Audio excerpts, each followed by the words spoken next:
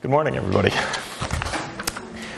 We're going to have a talk soon by Mary Robinson, who is one of the world leaders in human rights and the role of human rights in development. And as a background to that, I wanted to spend today talking about ethics and sustainable development in a broad sense, and human rights as part of that, and to just introduce some of the major philosophical themes of social ethics and how they relate to the work that you are doing and going to be doing, and the challenge of sustainable development. I believe that if we don't have a moral framework around this, or an ethical framework, not only is sustainable development impossible, but organized society is impossible. And perhaps one of the big threats that we see in the United States right now is the lack of shared ethics, very different views about social values, major differences of underpinnings of views, and I think that this is a danger to the society. And from a practical and empirical point of view, one of the reasons why so much of our economic and social and political life in the United States is at stress right now. So my view is that these ethical questions are extremely important for our own thinking and understanding, for the kinds of judgments that we would take on key issues, and are extremely important for effective social organization, how societies form values for cooperation, and how political systems can work effectively to raise well-being, and how forms of global cooperation can be can take hold. And human rights plays an important role in that, because human rights is part of global law, and it's an attempt. It's fragile in many ways, and it's powerful in other ways, but it's an attempt to find some universal shared bases for ethical behavior and for the ethics that can underpin government. So that's the topic that I want to take. It's a big theme. It's a lifetime theme, and unfortunately I'm only going to be able to touch on the surface of many of these ideas, but we can have discussion afterwards, and also plan to continue to discuss these ideas in all of the classes ahead. So the first question is, what are ethics, and especially I'll call it social ethics, though in some dictionaries that would be redundant, and what's the relationship of social ethics and development? Ethics is the study and analysis of how people should behave, and how they should behave vis-a-vis other people on an interpersonal basis, and how broader social institutions, and probably most importantly government, should operate. Now, should is a big and loaded question. It means that there is a desirable underpinning, and the whole question of ethics is a question of normative issues, meaning the identification of what is good for people and what is good for society.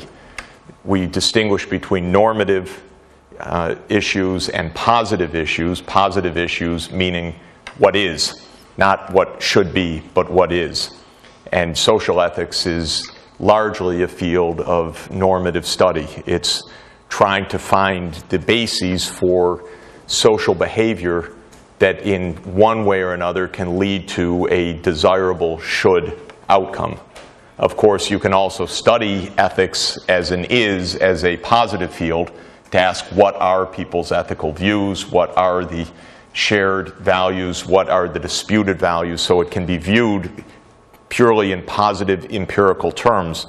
But today I want to talk about ethics mainly in normative terms. Are there rules for behavior that are the rules that should be in place? And on what basis would we say should? Do we say that it's the Ten Commandments are those appropriate rules? Should people not kill each other? Should rich people help poor people? Are there ethical principles that can be defined to answer questions like that? Or is it all that there is no such thing as should? You can only observe what people actually do, and there is no basis for guiding underlying principles, which is a view that at least some people feel, and some philosophers have staked out, though I think most of us feel that there is such thing as an ethical basis of behavior individually, and an ethical base for government, and an ethical base for global cooperation, though what we feel about it might not actually be shared by others. And so we have to understand whether there is not only our own view that there is something of a should, but also that we share the ideas of what that should be. So we'll look at two different issues, the interpersonal issues. What do I owe you from one person to another? Do I owe you honesty? Do I owe you some measure of trust? If you're in trouble, do I have a responsibility to come to your aid? Do I have a right to ask something of you? Do you have the right to expect me not to somehow harm you? And are those beyond just the practicalities of law, but somehow basic ethical ideas? When it comes to government, obviously we have some very, very major issues, and in a way it's remarkable how the basic issues are being debated right now in the US, though not in a very organized way, mainly in a screaming match, which is how a lot of politics gets done. But there's definitely a strong view that says, by some people, I owe nothing to anybody, and I certainly owe nothing to a government that claims to want to do something for somebody else or some other groups. Leave me alone. That's my right. And there are others who say, no, what should be done is to help people who don't have health care to get health care, or to help people who are poor. What are the issues, and what are the kinds of philosophical bases that can underpin this? There are, I think, three broad streams of thinking about this. I'm not a professional ethicist, and so I may be wrong. But as a practicing development economist for 30 years, I've tended to feel quite strongly that there are three kinds of ways that the should gets defined in our world, and that provides the basis for people's beliefs about the should. One of those is definitely religion, because many, many religions, though perhaps not, well, I think all religions have an important should component to them on certain dimensions. The nature of that should differs by religion. Some religions, I would say especially the monotheistic religions, tend to say the should comes from God's commands. And so if you want to know where the moral basis of society is, look to the specific commands that have come from God, as found in the scriptures, in the Bible or the Quran, for example. And for a lot of humanity, that is well and good the basis of the should that we're talking about. Even though when you go to the sacred texts, it could be pretty hard often to figure out exactly what the should is, because there's lots of different ways to interpret the should, and often contradictory ways over the course of different books, stories, and so on. But for a great part of humanity, religion is essence. And in opinion surveys in the United States, people are asked regularly, can a non-religious person be a moral person? And most Americans think the answer is no, that religion comes from, morals come from religion, and an atheist or an agnostic couldn't be a moral person because there'd be no basis for that morality. That's an empirical observation I'm making, that's the view of a majority of Americans in opinion surveys. This is obviously by itself already quite a challenge, because there are lots of people in American society who aren't religious and who feel themselves moral, but clearly there's a base of disagreement within the population. There's a second very deep strain of reasoning about social ethics, which is that ethics arise from the social condition of humanity. In other words, they're not coming from God's commandments, but they're coming from the existential reality of human beings living in society. And the basic idea there is that because human beings are intrinsically in need of social life for survival and for well-being, there need to be effective rules for how individuals interact with each other. And then the science of social ethics over the centuries has tried to identify what kinds of working rules can lead to reasonable outcomes in a way. So this is a pretty pragmatic kind of social ethics. It says you derive the should in a way from the is. In other words, you try to identify how it is that we exist, survive, what human biological needs are, what human psychological needs are, what the challenges in a society are. And the idea of social ethics is to identify generalizable principles. So, thou shalt not kill is, in this view, is not because it's a commandment of God, but rather because it's a pretty reasonable social principle that, if it is very widely abused, would make social order impossible. And of course, all of these rules are abused and violated, so the questions are not 100% compliance with any should, but actually the broad acceptance and operational nature of these principles.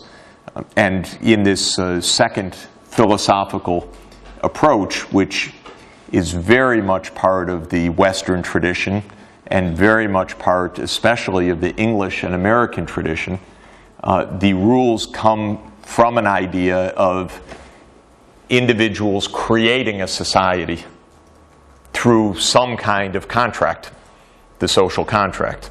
And so the idea is, as the lawyers sit down to negotiate the should, what should the lawyers decide from the point of view of making an effective contract of individuals? Most other parts of the world don't see things exactly this way, as society being a contract among individuals. But in most parts of the world, there is a social philosophy that isn't necessarily religiously or theologically based, but is pragmatic. And so there are long traditions, say Confucianism, which is a set of doctrines of good social behavior, which underpins a lot of East Asian thinking about morality and ethics and government behavior. It's not a matter of commands, it's a matter of ideas of what would constitute a right order of society. In other words, rules to live by. Then there is a third dimension of the should, which also has a very deep strain in thinking, which I view as somewhat different from the second.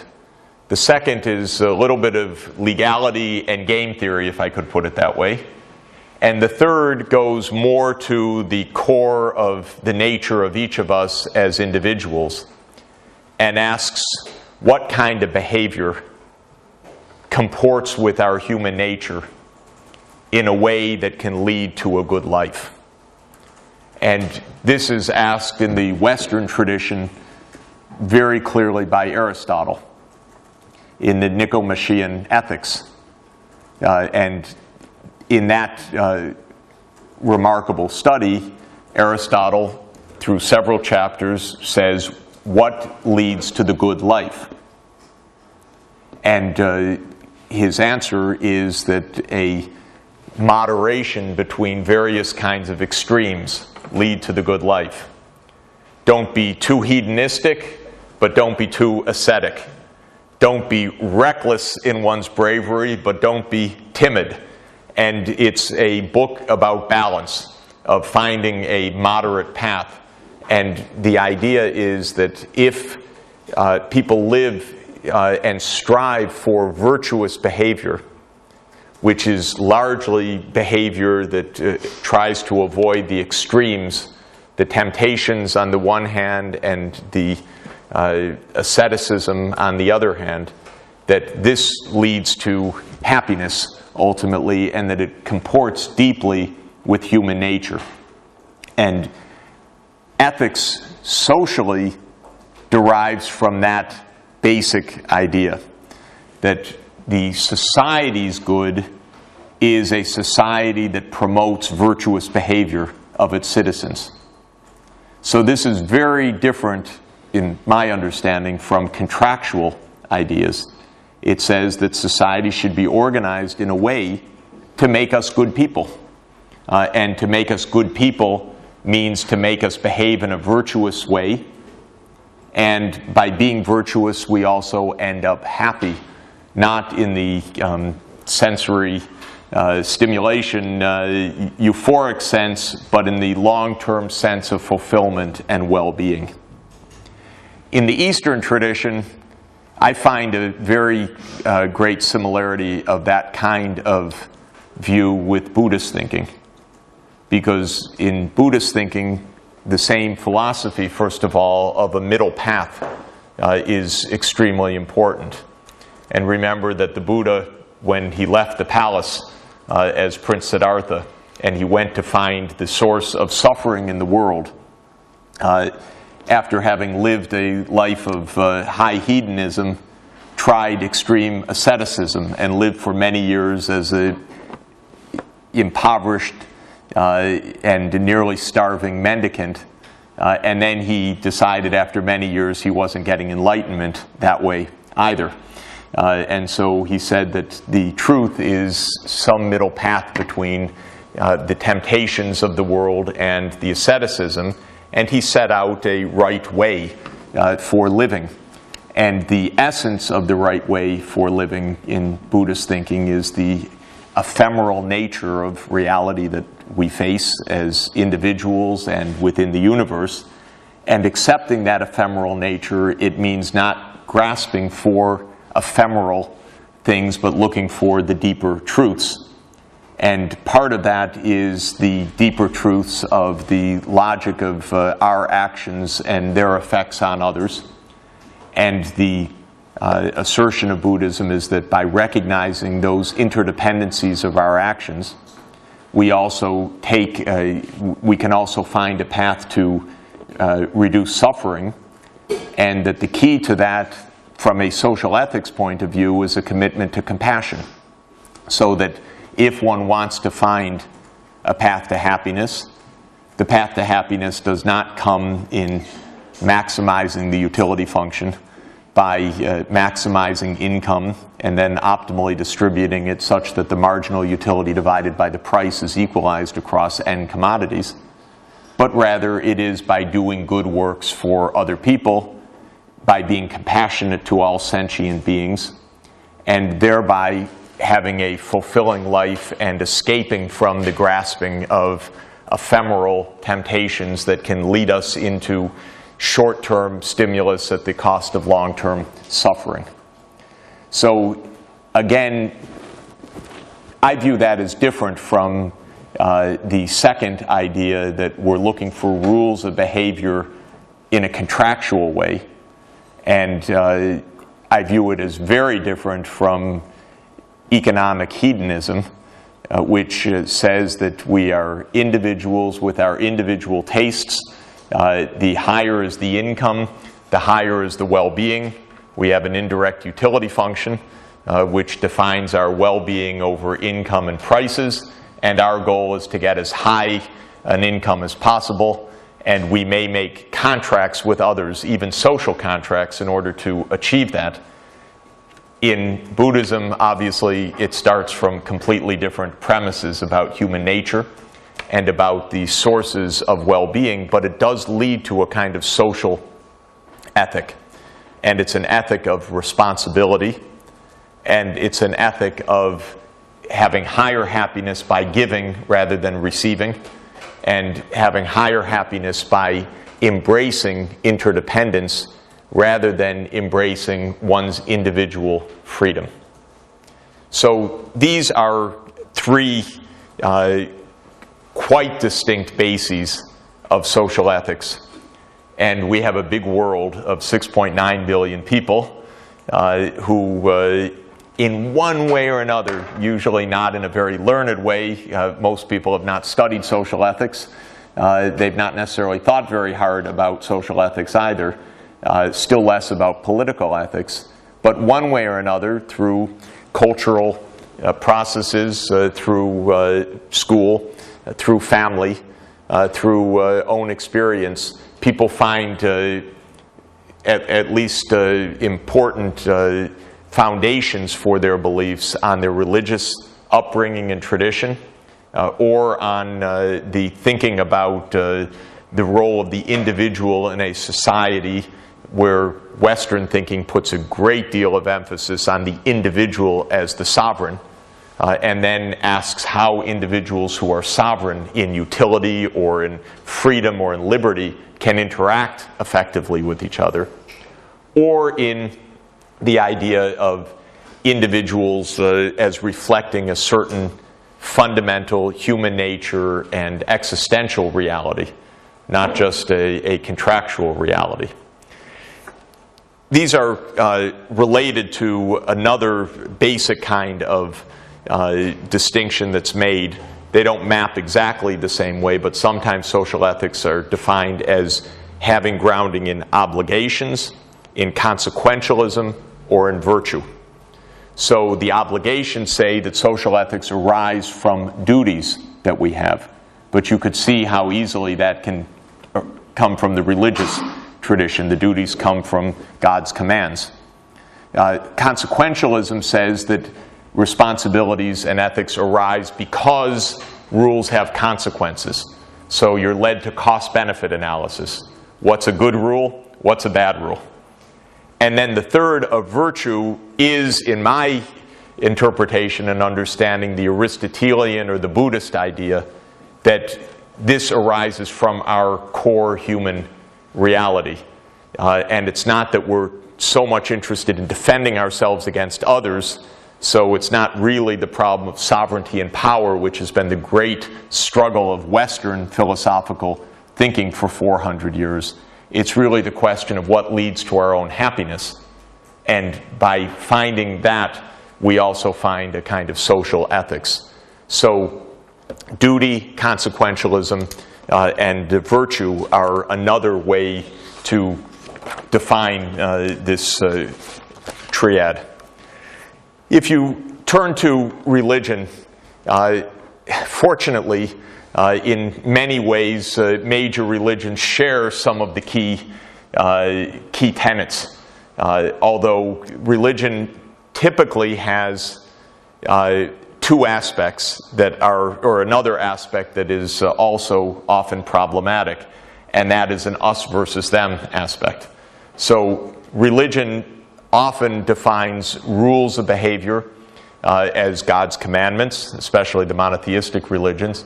But it also often defines rules of behavior of the in-group that can be quite different from the rules of behavior vis-a-vis those from outside the same faith. So a lot of the commandments are commandments that are not totally generalized, but are really about how a religious community should exist in itself, and that can be different from how that shared community interacts with the rest of the community. If you look at the Jewish faith, for example, when one of the great Jewish sages, Hillel, who lived around the beginning of the first century, he was asked, what are the ethical teachings of Judaism? And I think he was actually asked to describe the ethical teachings of Judaism while standing on one foot. In other words, give the elevator speech equivalent of the first century AD. And his answer was, do not do unto others what you would not have them do to you. So that is the golden rule stated in its negative variant. There are two variants of the golden rule. Do unto others what you would have them do unto you, and do not do unto others what you would not have them do unto you. And Hillel stated that the essence of Judaism was the golden rule, and he added the phrase, all the rest is commentary.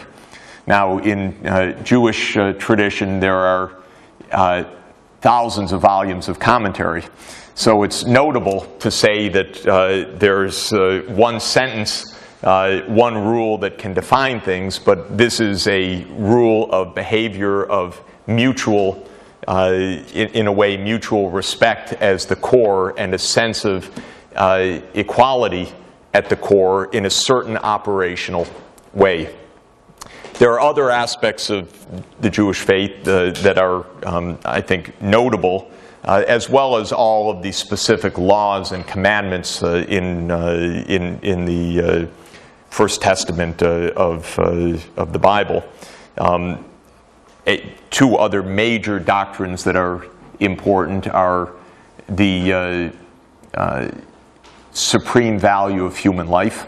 And again, I emphasize that in all cases, high values are not necessarily lived in practice, but these are the values that are to underpin the ethics. And there is a doctrine that says that to save one life is to save the universe, which I find to be quite a beautiful doctrine. But it is an expression of the intrinsic, ultimate value of life as part of God's plan. And there is another doctrine which is called healing the world, tikkun olam in Hebrew, which says that there's a command upon each individual to help improve the world. That the world, the universe is torn morally. It's a wounded world, a wounded universe, and that it's the responsibility of each person to help heal the wound. So these are bases of social ethics. Another way that this was famously put, which I think is a wonderful expression, again by Hillel, who stood on one foot and described the golden rule. He also said, if I am not for myself, who will be for me? If I am not for others, what am I? And if not now, when? So the idea is a kind of balance between the individual of importance, the command for respect for others and compassion for others, and also the temporal urgency of doing the right thing. This isn't to start later, this is to start now.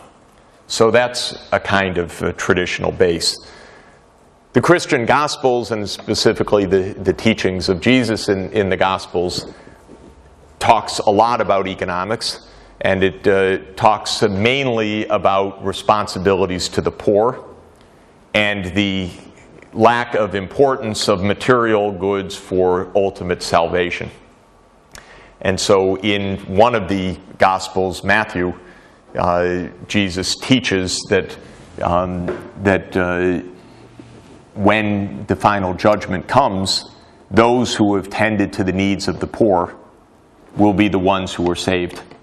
And they will ask on judgment, why am I being saved or why am I not being saved?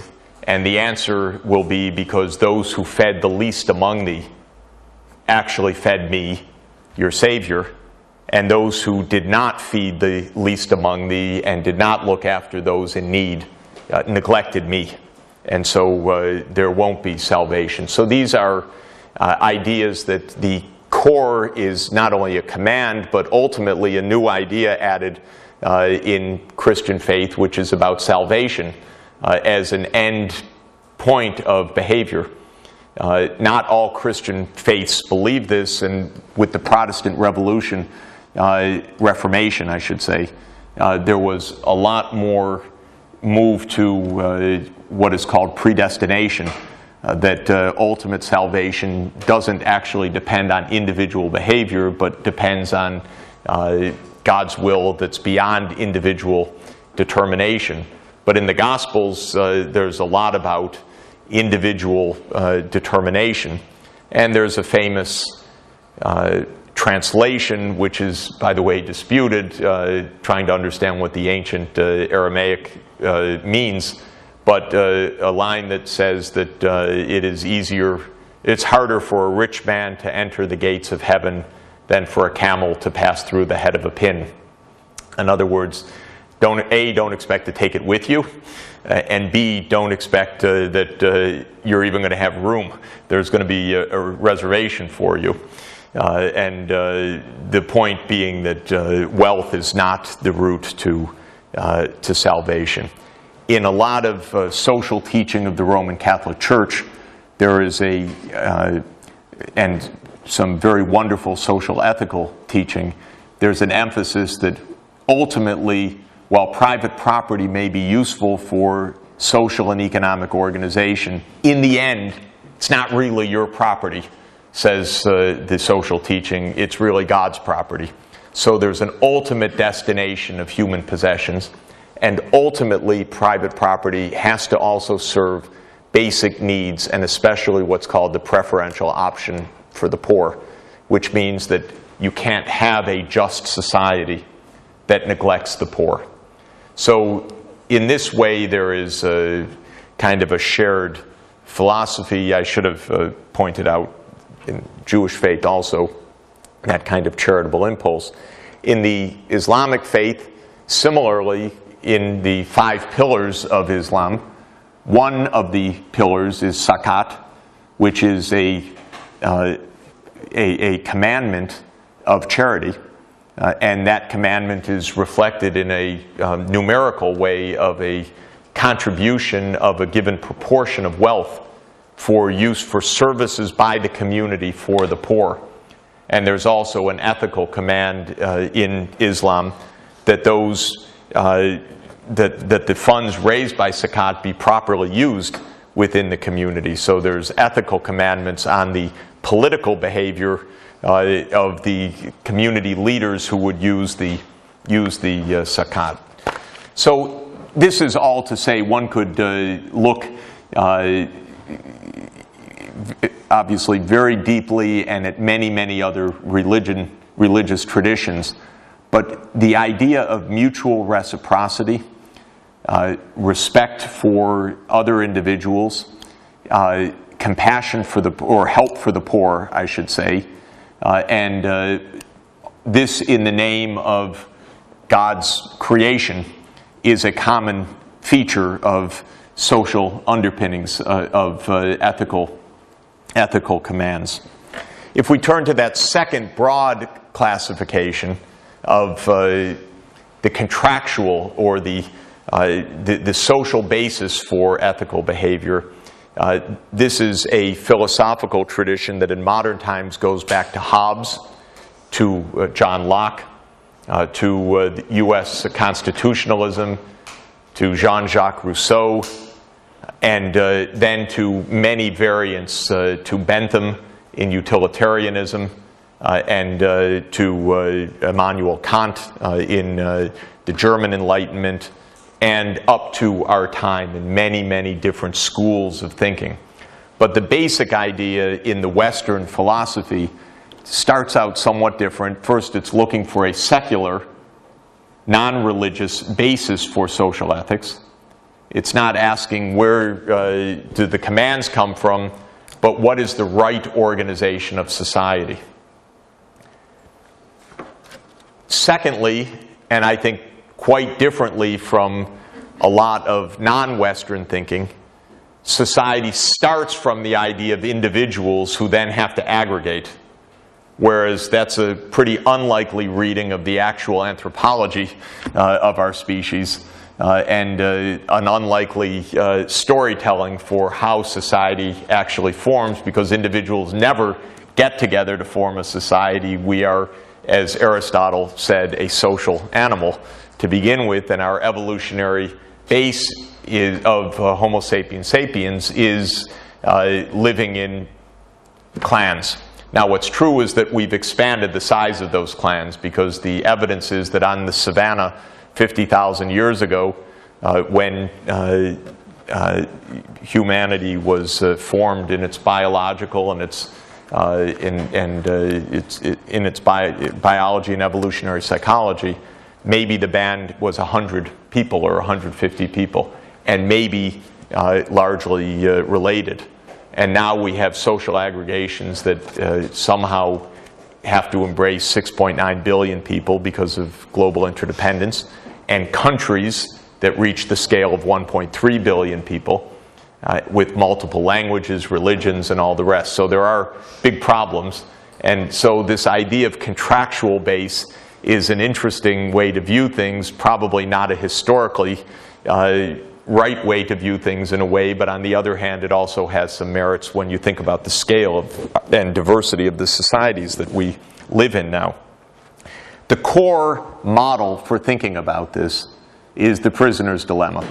It's the basic tool of game theory for the last 60 years. It's an ingenious idea, and at the core of it is, and at the core of Western contractual social ethics, which started with Thomas Hobbes in the 17th century in the Leviathan. You can almost say that Hobbes invented the prisoner's dilemma idea. So the idea of the prisoner's dilemma, of course, is a two-person game. And in that game, each individual has a choice whether to cooperate with the counterpart, or what we say is the opposite of cooperate, is to defect. And this usually comes because the idea is that they're two prisoners, and either they can keep quiet, each not confess, in which case they're cooperating, or they can confess, which is quote-unquote defecting against their counterpart. And the idea is that if they both cooperate, they're better off than if they both defect. But if one person cooperates, the other person is better off defecting, kind of ratting out the other, or cheating on the other person, so that cooperation is difficult. It's not stable. It's not an equilibrium.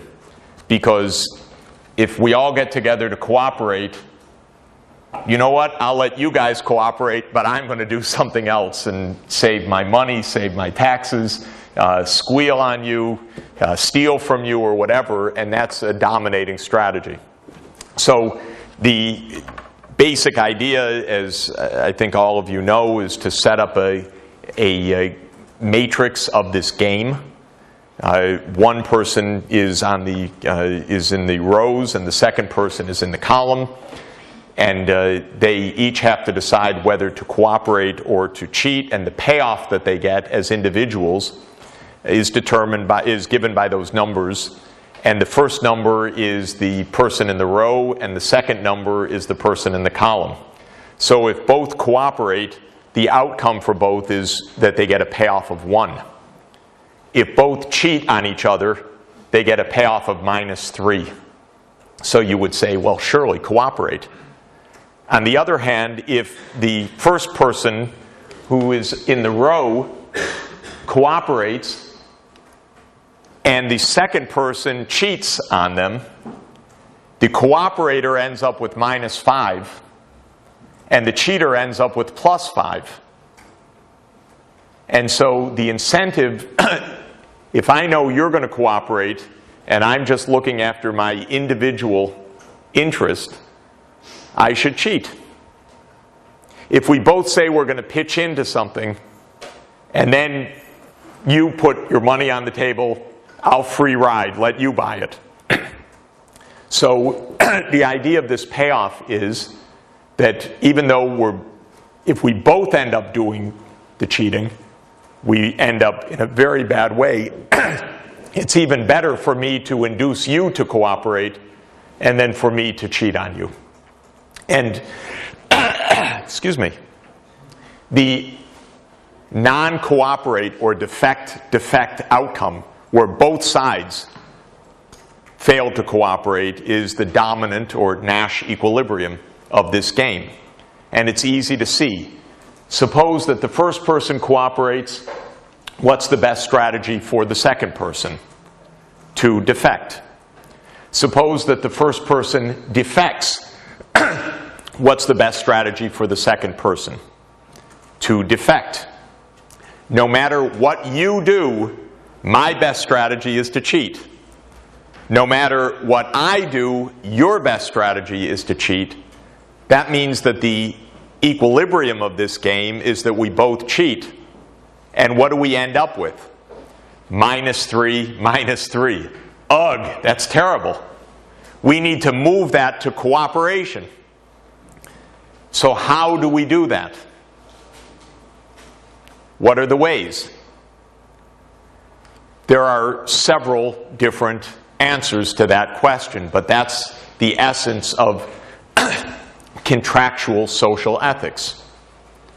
One is we get together and we make laws that prevent the cheating, because we recognize there's temptation and we stop that temptation. Hobbes, the first English political philosopher of modern times, in the Leviathan said, well, it's easy. We make a sovereign government which is all-powerful and prevents us from cheating. And he called that all-powerful government the Leviathan. And he said that's what should stop us from this terrible self-interested behavior. Because otherwise we'll have a war of all against all. Everybody will just be cheating. So that's one answer. Second answer is that we make rules, legal rules. If you cheat, you go to jail. Of course, the court system and the police also have to be honest to enforce that, because they may have an incentive to cheat as well, taking bribes and so on. So making a legal system to enforce good behavior raises the issue to another level, which is a major issue, of course, in development. A third possibility is we make a social norm, that if you cheat, you get banished from the community. You're despised, you're ridiculed. And so the costs of cheating really are much higher than you think.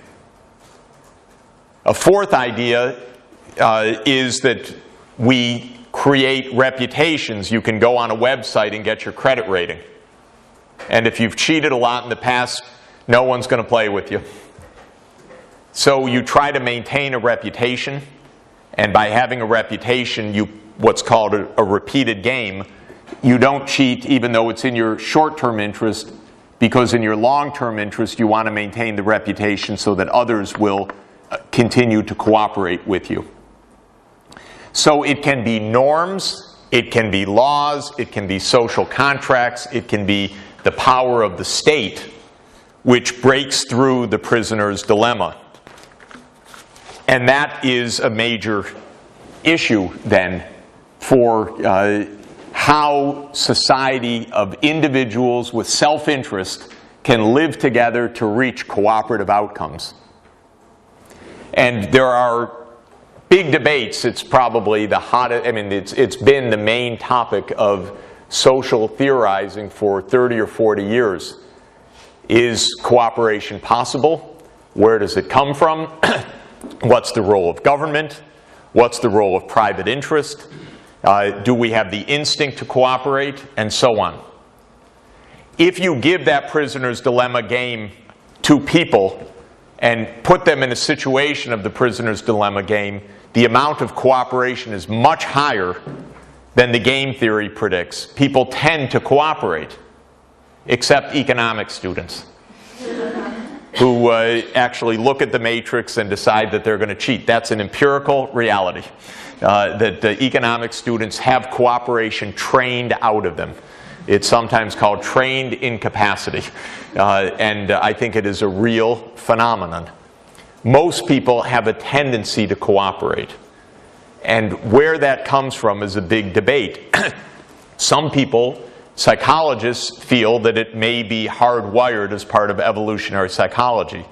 The cheaters ended up getting eaten by the lions, and those that didn't cheat passed their genes on to others that ended up being cooperative.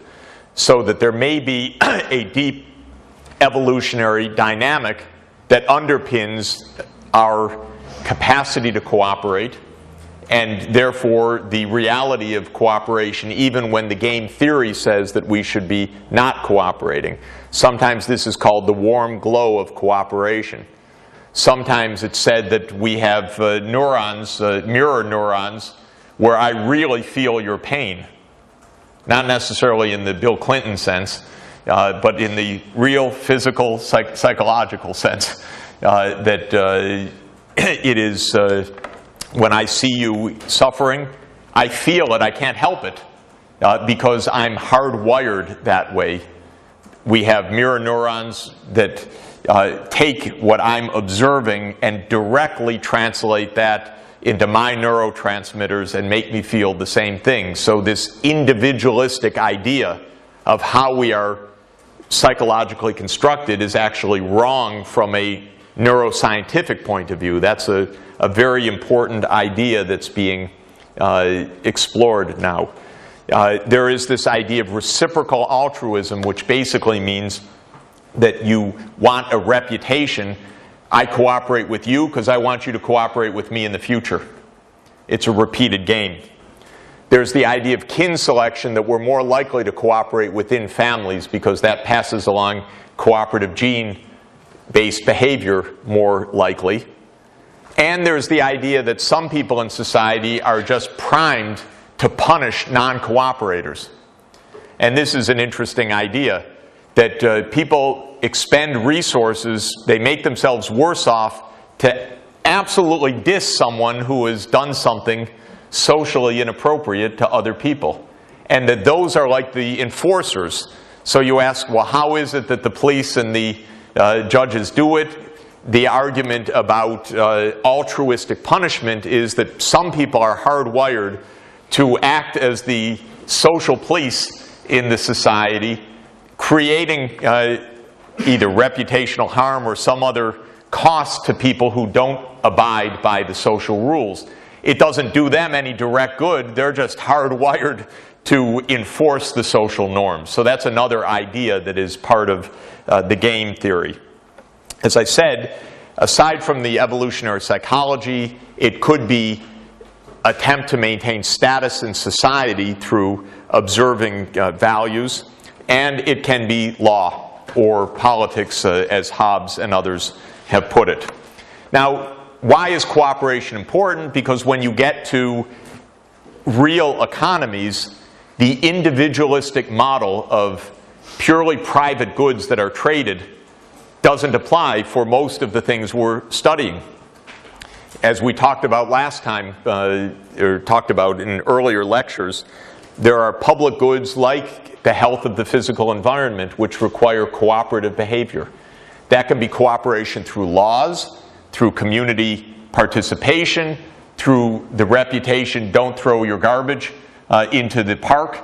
Whatever it is, whatever the ways to get cooperation, we depend on cooperative behavior, because market behavior, individualistic behavior, won't provide crucial public goods. That could be the defense of the nation. It could be the justice system. It could be building infrastructure. where each individual might block the road saying, that's my private property. But the society has to agree, no, you can't stand in the way of the road. We need that road, all of us together. And we have a law called eminent domain, or a principle of law, which says the government can take property with compensation in order to overcome the individualism that would otherwise block the common purpose. And we need cooperation in the case of pollution control to control externalities. We need it for climate change and other biodiversity conservation and so on. There's another aspect of the human condition that is important, and that is what's called distributive justice. So far I've talked about how to cooperate. I've mentioned from a religious point of view commands to help the poor. But now in a contractual way, when we think about society as a social contract, what do we say about the fact that some people are poor in a society of affluence? What do we say about the fact that some people are dying or starving in a world of riches? Is there a requirement as part of the social rules, the ethics, to do something about that? This is the big debate in America right now. Some people say very specifically, I don't care if they're poor people, stay out of my pocket. I don't owe them anything, still less are you going to tell me what I owe them. If I want to do something, I'll give charity on my own time, my own amount, it's my choice. You don't tell me at all what to do, and if the government tries to come, I vote it out of office. And so that's a very important American view. And not just in the United States, but it's a very strong view in the US. Others say, are you kidding? Society owes it to everybody to have health care. Society owes it to everybody to have enough to eat. That's part of everybody's right. That's part of the social ethical responsibility of government and so on. So these are the distributional ethics that we need to grapple with. It's not just about how to get cooperation, it's a question about taking from somebody to give to somebody else. Is that the right thing to do? Is it commanded? Is it part of social ethics? It's a crucial question for us in a world of great wealth and great poverty. And in the problems of sustainable development, it's a major issue because it's literally, empirically, positively in the sense of the is, that people are dying because they're too poor to stay alive. Does that trigger a should? That's not right. That's not part of the social ethic. There's responsibility to do something about it. Of course, there's a big debate about what the sources of inequality are, and I should have added a couple of other major ones. But birthright and inheritance, luck, health, genetic endowments, economic shocks, poverty traps, and effort, I would say. Individual effort is another major consideration. People have different views about which of these are most important. There is a libertarian of some influence right now in the United States, believes there should be no government redistribution of all. He's a very wealthy person who's been a lot in the news recently, David Koch, who is a major oil and gas industry owner. He's worth at least hundreds of millions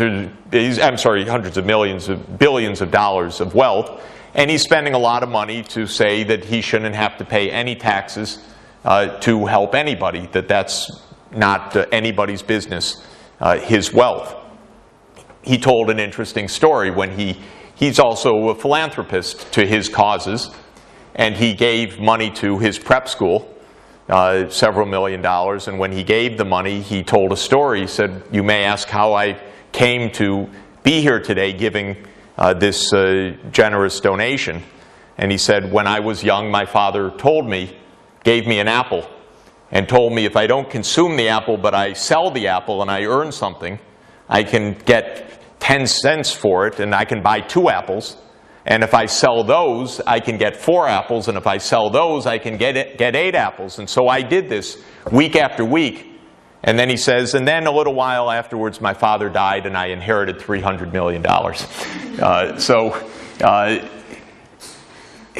The point is an interesting point. And that is, it's an interesting story. But that's what he said in the speech. Here you have someone of inherited wealth, great wealth, whose moral and ethical claim is, I have no responsibility whatsoever other than what I personally decide to do. And so that's a position on distributive justice, which is called the libertarian position in the United States. And there are many other positions.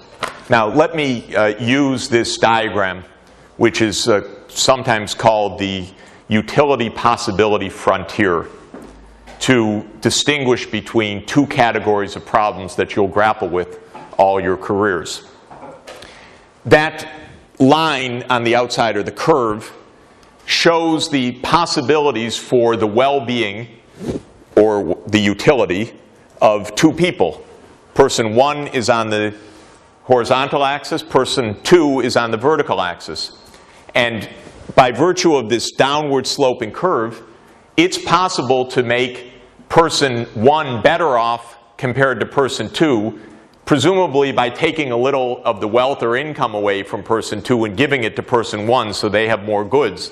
So going from point B to point C, the utility of person two has declined and the utility of person one has gone up. Continuing from point C to point D, it's the same. If society is at a point inside the utility possibility frontier, like A, point A, this is a point of inefficiency in the economy, meaning that it's possible to make both people or all people better off. For example, maybe by controlling pollution or by building a road or building a bridge. In other words, some collective behavior perhaps can improve a market outcome and take you from point A to point C, or ending a monopoly. If you're inside the utility possibility frontier, life has a certain advantage, because you, as an economist or a development specialist, can say, I have a way to help everybody be better off. And to go from point A to point C is raising the utility of both individuals, or if we were doing such a graph for the whole society, of everybody in the society. If you're at point A, however, going to reform could take you not just to C, but it could take you to B or it could take you to D. A free market economist might come along and say, we should liberalize the economy in some way. That will make things more efficient, and we'll go from point A to point B. You see, we're more efficient. What's wrong with that, though? What's wrong is that individual one is left worse off by this. Or going to point D, where individual two is left worse off by the reform. We say that reforms are Pareto improving if everybody is improved by the change. That would be a move from point A to point C. We say that reforms are efficiency producing if you go from inside the curve to outside the curve. That's not necessarily Pareto improving, however. We say that there is redistribution of well-being if you are on the frontier, going from a point like C either to B or to D.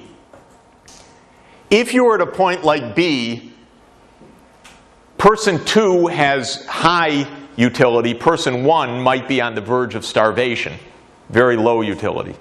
Then comes the redistributive justice question. Is there an obligation of society to move from point B to point C? That's the redistributive justice question.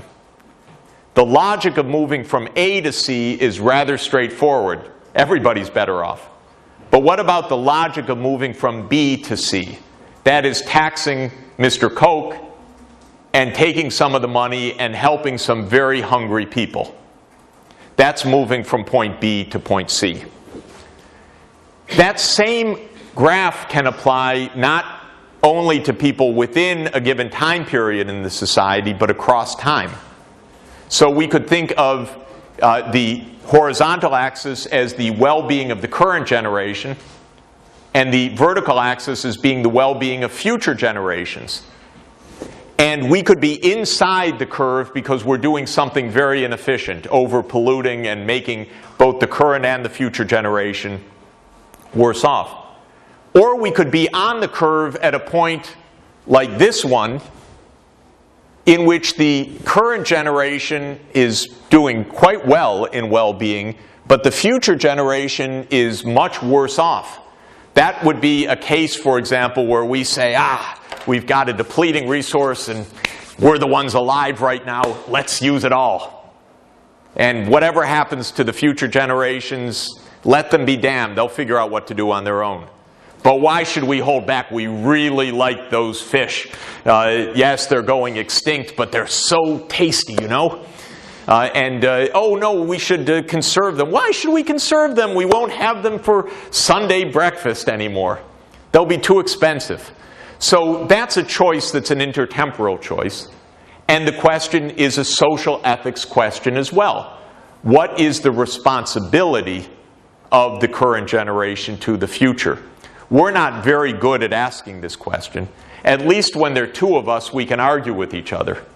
But when the other side hasn't even been born yet, it takes a lot of moral imagination to say, I need to think about that.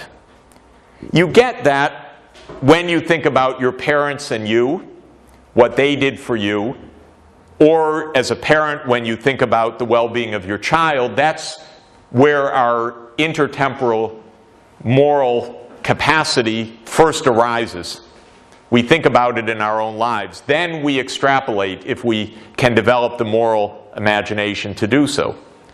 But it does say we're in a chain of humanity. We're not going to meet most of the people who will ever live, but in a way we have a kind of stewardship for them right now, and that's what social ethics is also about. Social ethics by thinking about ourselves as individuals. And what is our human nature?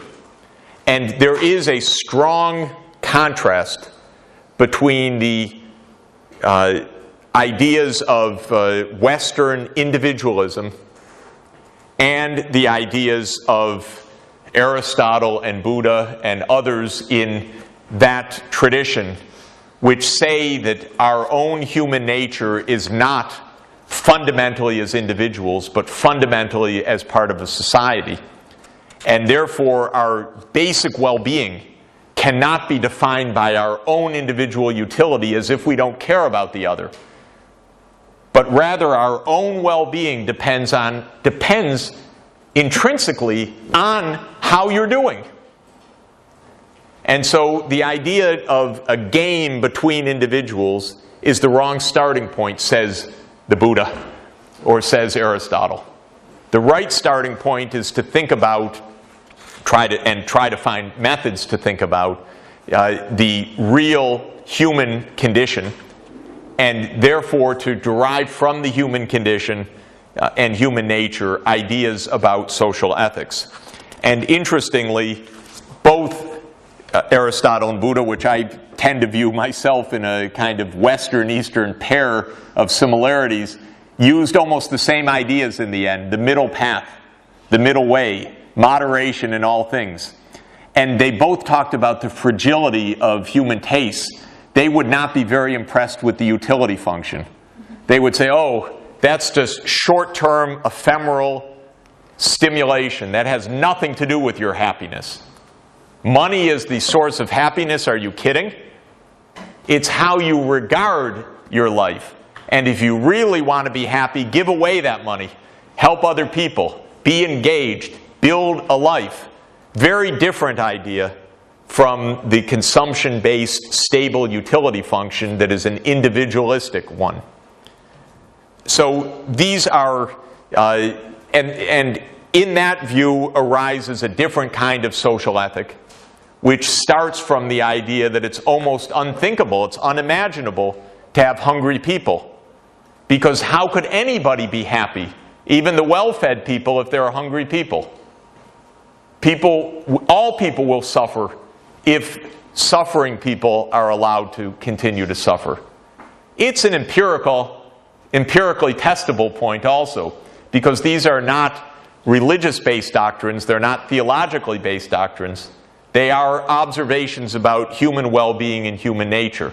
And they're really observations that if you're too individualistic, if you're too concerned about your own well-being, you'll end up unhappy. And there is a growing body of psychological evidence that this is correct, that the real sources of happiness are not based on the individual consumption of goods and services, but on the social connections of individuals. Though individual consumption matters a lot, especially at the low end of income. When you're hungry, it really matters. But beyond those basic needs, it tends to matter less and less, though status still does matter. And being relatively poor in a richer society can be a source of stress and anguish as well. So, coming to a long, still long conclusion, we have many different variants of social theory, and let me just mention them quickly, because this has been a long, overlong talk. First, in the West, and these are mainly in the Western tradition, I would say. First is utilitarianism, of which our utility-based economic theories tend to reside.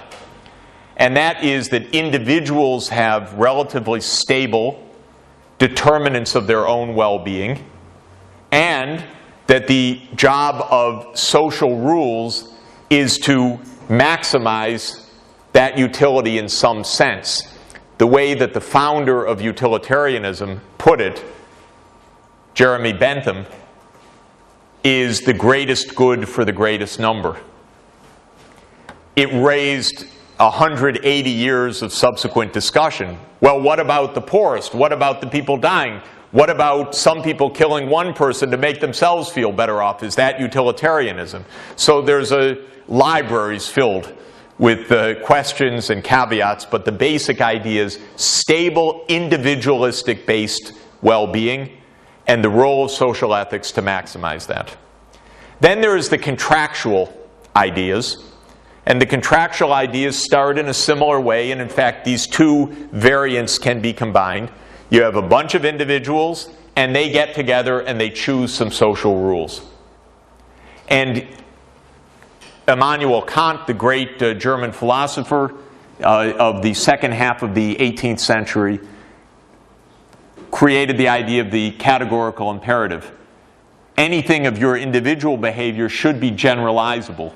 The rules that are picked for society should give good operating principles for society. They should be logical and they lead to good outcomes. And he said good outcomes mean a well-ordered society. There should be taxation, it should build roads, it should help the poor, because a good society would have those rules. John Rawls, the late Harvard philosopher of the second half of the 20th century, was a Kantian philosopher who tried to update this in a kind of game theoretic way. He asked a question: suppose that all of us, before we knew our own identities in this society, were behind a veil of ignorance, and we're contracting for how society should run when we're going to be part of it. But we don't know which part of it. Maybe you're going to be up here teaching, I'm going to be down there listening. And so one rule should be the professor doesn't go on too long. So, in other words, we don't know exactly what role we're going to play, but we set the rules before we know. It's the ex ante. We don't know whether we're going to inherit good genes or bad genes, inherit $100 million or be part of a family deep in poverty and debt. So we want to set some rules. And what Rawls said is that people will be very risk averse. They don't want to end up at the bottom of the heap in desperation. So a good society, while protecting the civil and political liberties of people, will also maximize the conditions of the least well-off, the so-called maximin principle. Other people who followed Rawls said, well, yeah, maybe not really. Who knows what they'll choose behind the veil of ignorance, but maybe they won't be so risk-averse. But taking that paradigm, you don't know what role you're going to play in society, but you're going to play some role, and you ask yourself, how would you like that society to be organized? Do you want it to be a society that doesn't let people starve? Well, I may be one of those. Yeah, sure. Do you want a society in which everybody has access to health care? Oh, absolutely. I don't want to find out that I'm one of the people without health insurance, and so on. So that's Rawls's idea for contractualism. Libertarianism, as I've mentioned, is the idea that what really counts is the sovereignty of the individual. You have a minimalist state which just protects security, enough to defend against invasion and enough to enforce your property rights. Other than that, stay away from me.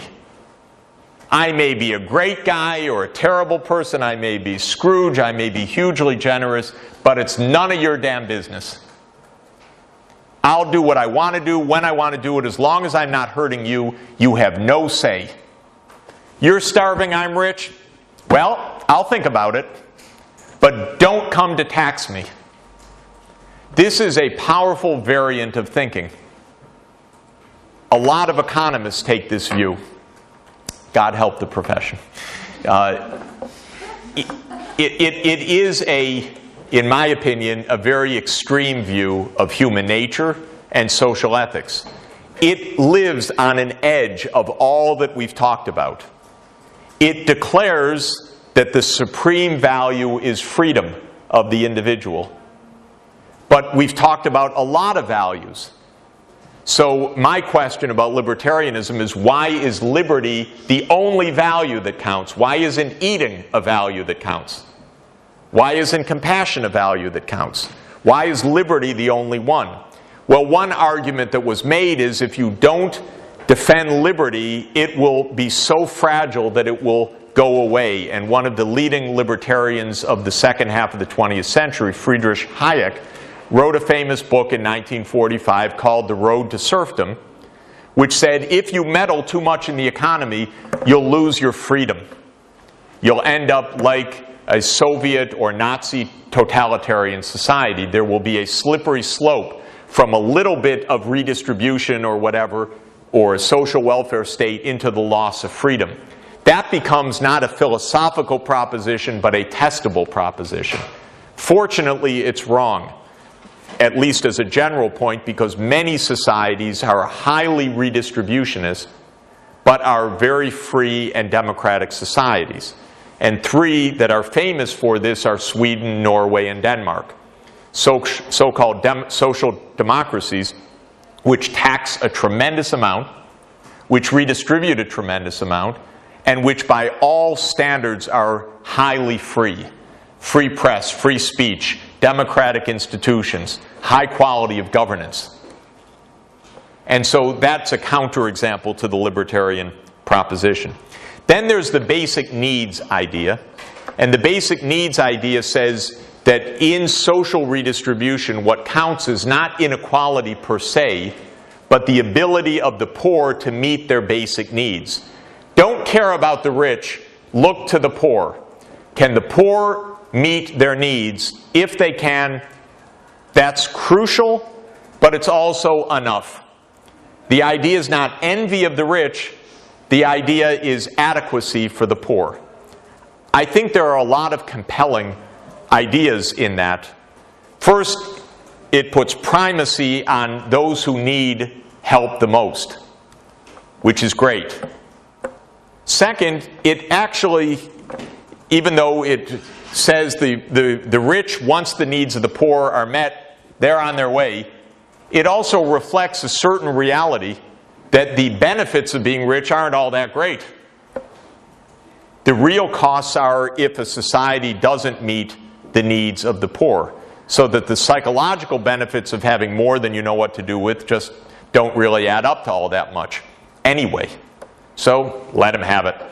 Anyway, it's not usually put in this way. The basic needs is usually viewed as a highly redistributional philosophy of social ethics. But in fact, it's not so redistributionist. It is rather modestly redistributionist because it's concerned about the bottom. Then there is the capabilities theory of Amartya Sen, which says it's not just where you are on the utility curve, but how you get there. And what you need is the right to participate and to develop your own capacities. And so it is, as Amartya Sen has said, development as freedom. Freedom is key. Of course, everybody needs the right and has the right to be able to develop their capacities, so there's a basic needs aspect to it. But it's not just giving income or giving help, it's participation and building one's own capabilities that are fundamental. Finally, there's the human rights dimension. The human rights dimension says that people have rights as human beings that must be fulfilled. They're not God-given. If you're an atheist or agnostic, they're human-given in the sense that they come to you because you are a human being, not a member of a particular religion or creed or race or society. They're everybody's rights. These are enshrined in the Universal Declaration of Human Rights. Mary Robinson will be talking about human rights in her lecture to the class. Finally, there is a list which I want you to look at of all of the ways that these social ethics issues apply. And we will be talking about these in the future lectures. Thanks very much.